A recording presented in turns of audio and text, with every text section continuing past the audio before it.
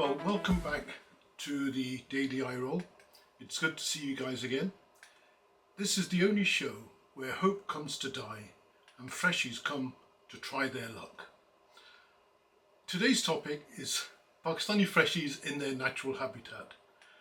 But before I start, I have to add a disclaimer. Today's show, I should say, is not an attack on anyone who's moved to England hoping to find a better lifestyle and maybe upgrading their quality of friendships. If you feel personally targeted, that's purely accidental.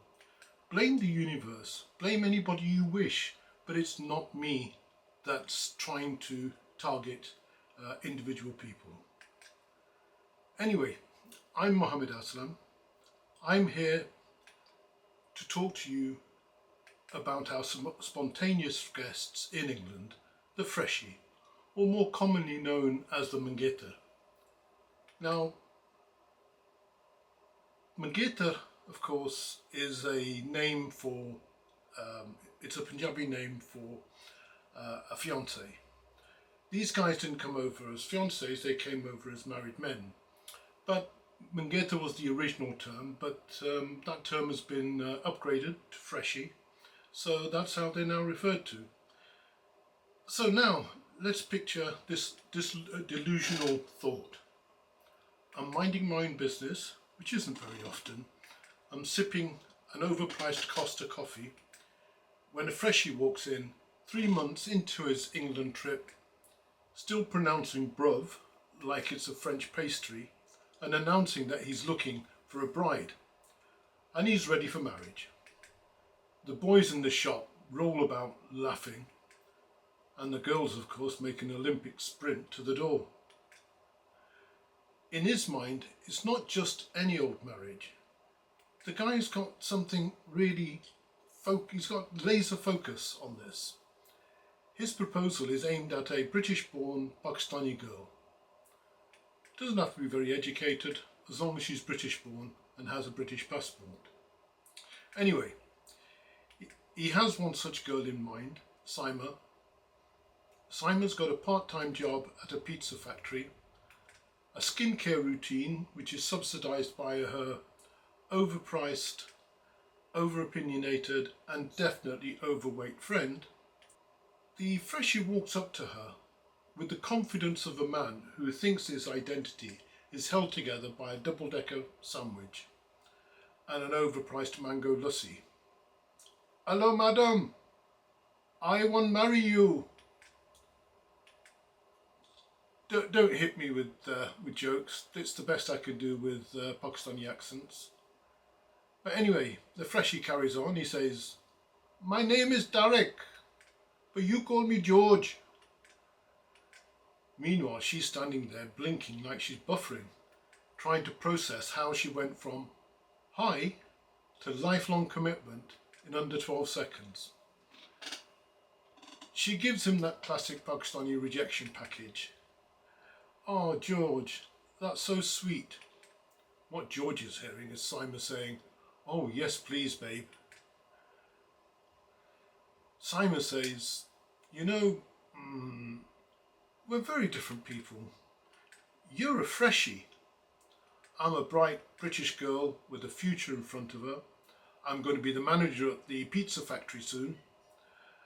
And what George is saying is, what George is hearing, of course, is, "Okay, you're a bit shy, but don't worry, we'll work on this."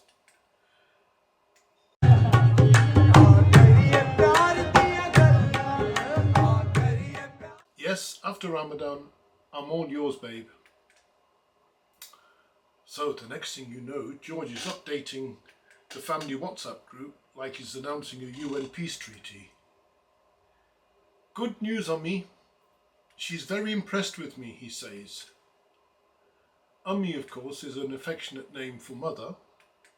His mother responds by saying, "No, she isn't, Beta." Beta's the name for son. "She's traumatized by you. And why are you calling yourself George?" I wondered that too, but I didn't want to say anything. So now you have a flavour of being a freshie in a fresh habitat. Over many years, freshies have been a daily diet in England. I'm not sure how many there are, but there's a few. Fathers importing their brothers' sons who last had a romantic relationship with a Pakistani goat, and now he's gifting him to his disappointing dreamy-eyed daughter who thinks one day she's going to be a pizza factory manager. Although Saima already has a college boyfriend, regularly selling ganja to underage white girls, the freshie on the other hand ogles Saima and proudly thinks he's been gifted a horse from the king's stable. Saima gawks at George and thinks she'd prefer a lifelong relationship with a smoke alarm that won't shut up. So things are not working out so clever. Right now, she's beginning to get very, very itchy feet. Meanwhile, no one's listening and everyone is talking. The freshie in between his Pakistani goat used to sell slightly stolen phones from the back of the mosque, and now he treats shelf stacking at Tesco's like a government job. He thinks that soon he'll be having enough cash to buy a new home for his mum and arrange a wedding in his brother's chip shop. The freshie thinks hard and then makes his move.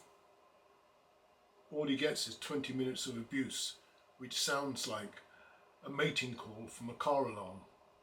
Even more emboldened with the sounds of romance, he says to Saima, "You know, we should wait until our wedding night, and then I will make you sound like a car alarm having a frisky uplift." Not the best romantic line, but he's tried it. The sounds of mating continue for the next few days until Freshie asks his friend, "I'll explain this noise I keep hearing," and learns these are not mating calls, but calls to see him deported to an African prison camp in Nairobi. So today, George has moved on.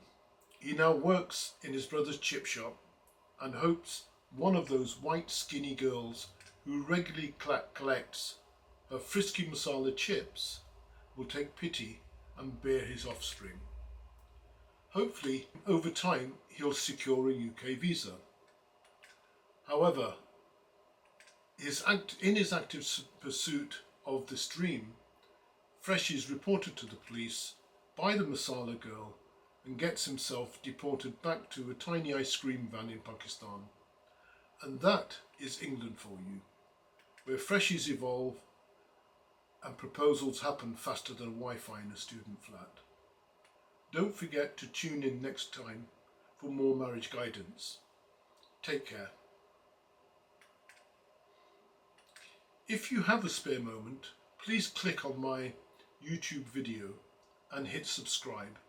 It keeps me in the YouTube family and promises we get to do this whole thing again. Have fun, speak soon.